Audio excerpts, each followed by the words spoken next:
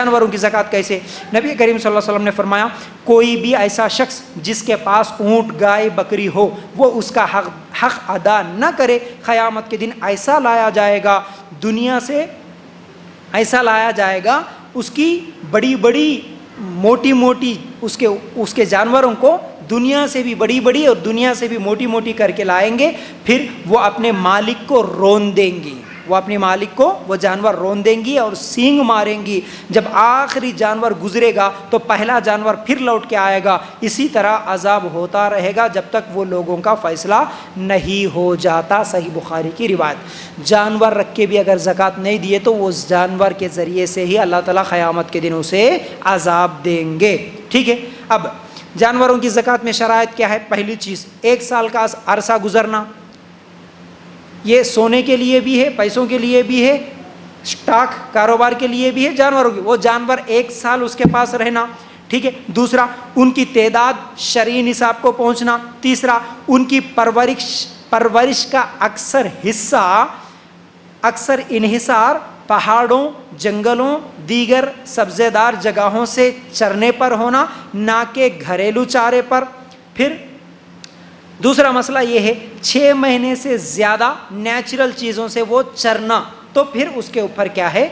زکوٰۃ ہے، ورنہ اس کے انکم پر ہی زکوٰۃ ہوگا۔ چوتھی چیز ان سے ہل چلانے یا کسی قسم کا کام نہ لیا جاتا ہو، جانور جو کام کرنے والا، ہل چلانے والا ہو، اس کے اوپر زکوٰۃ نہیں ہے۔ تو اب اونٹ کے تعلق سے پہلی چیز 5 سے کم اونٹوں پر زکوٰۃ نہیں ہے۔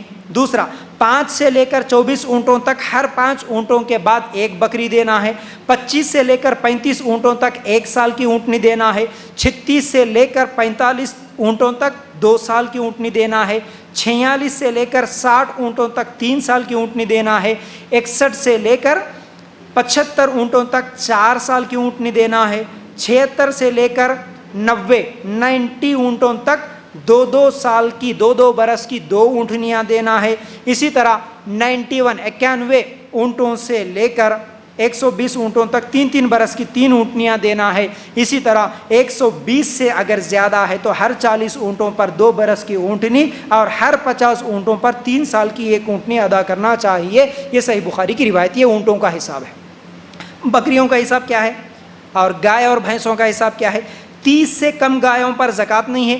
30 گایوں پر 1 سال کا بچڑا یا بچڑی، 40 گایوں پر 2 سال کا بچڑا یا بچڑی، 60 گایوں پر 2 سال کے 2 بچڑے، 60 کے بعد ہر 30 گائے پر 1 سال کا 1 بچڑا یا بچڑی اور ہر 40 گایوں پر 2 سال کا بچڑا یا بچڑی دینا زکوٰۃ میں ضروری ہے۔ ابو داؤد، مسند احمد، ترمذی وغیرہ میں ہے۔ بھینس کا حکم بھی گائیوں کی طرح ہی ہے۔ مجموع الفتاوی میں ابن تیمیہ رحمۃ اللہ علیہ کا یہ فتویٰ ہے۔ اب بکریوں کی زکوٰۃ کیسے؟